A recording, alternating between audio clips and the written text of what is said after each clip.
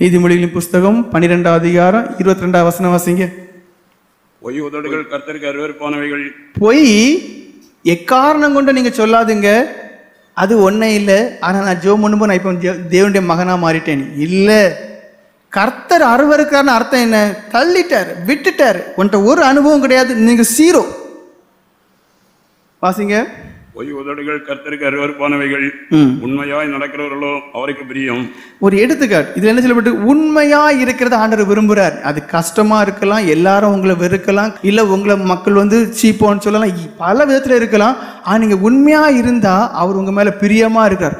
அந்த உண்மை தன்மைக்கு மதிப்பு நீங்க புரிந்துக்கிடணும்னா எரேமியால ஒரு காரியம் இருக்கு பாருங்க. எரேமியா 5 அதிகாரம் 1-3 வரைக்கும் வாசிங்க. எரேமியா 5 அதிகாரம் 1-3. அதாவது உண்மை தன்மையா இருக்கிறது அவ்வளவு ஒரு பாக்கியமா, ஆச்சரியமா எனக்கு இருந்துச்சு. வாசிங்க. நியாயம் செய்கிற மனுஷனை கண்டுபிடிப்பீர்களோ என்றும், நியாயம் செய்கிறதான மனுஷனை கண்டுபிடிப்பீர்களா என்றும், சத்தியத்தை தேடுகிறவன் உண்டோ என்றும் எருசலேமின் தெருக்களிலே திரிந்து பார்த்து. பாருங்க, அதாவது உண்மையை பேசுகிற மனுஷன், உண்மையா இருக்கிற மனுஷன், தேவ பயத்தோடு காணப்பட்ட மனுஷன் இருக்குதா என்று தேடி பார்த்தேன். விசாரித்து அதன் வீதிகளிலே தேடுங்கள், காண்பீர்களானால் அதற்கு மன்னிப்பு தருவேன். பாருங்க, அப்ப ஒரு மனுஷனை ஒருத்தன் உண்மை உள்ளவனா ஒரு தெருவுல இல்ல ஒரு நகரத்துல இருந்தா ஆண்டவர் சொல்லிட்டாரு, ஏன் அந்த ஒரு மனுஷனால நான் உங்க எல்லாரையும் மன்னிப்பேன். அல்லேலூயா அல்லேலூயா. எனக்கு தூக்கி வாரி போட்டுட்டு இப்படி எல்லாம் பைபிள்ல வசனம் இருக்கான்.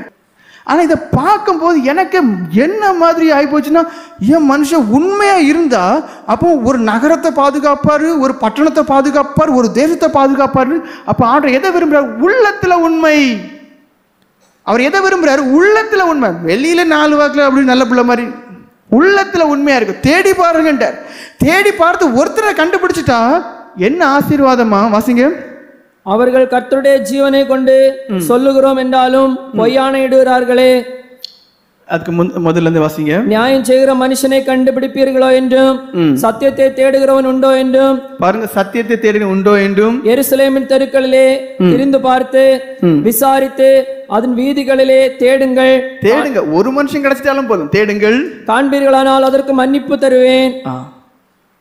தேடுங்க. ஒரு மனுஷன் கிடைச்சாலும் அந்த இடத்தையே நான் மன்னிச்சு அந்த இடத்துக்கு வரக்கூடியதான அழிவை நான் இல்லாமக்குவேன். ஆனால் வேதம் சொல்லுது, அவங்க அதை செவி கொடுக்கவே இல்லை.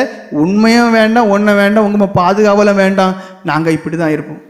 அடுத்த வசனம் வாசிங்க. அவர்கள் கர்த்தருடைய ஜீவனை கொண்டு சொல்லுகிறோம் என்றாலும் பொய்யானையிடுகிறார்களே. பொய்யானையிடுறாங்க. பொய் தான் வருது. மனுஷன் நல்லவன் போல ஆண்டவர் சொன்னார், அப்படி சொன்னார், இப்படி சொன்னார் எல்லாம் சொல்றீங்க. ஆனா உனக்குள்ள இருக்குது என்ன? பொய். அதாவது உண்மையா இருந்தா இவ்வளவு ஆசீர்வாதத்தை ஆண்டவர் காட்டின பிறகும் எல்லாருக்கும் என்ன தெரியுமா? நான் போய் தான் சொல்லுவேன். கர்த்தாவே, உம்முடைய கண்கள் சத்தியத்தை அல்லவோ நோக்குகின்றது. பாருங்க, ஆச்சரியமா இருக்கு. அவர் எதை விரும்புறாரு? உண்மை உள்ள மனுஷன். ஒரு தப்பு போச்சு, மனுஷிடுங்க வந்துட்டு.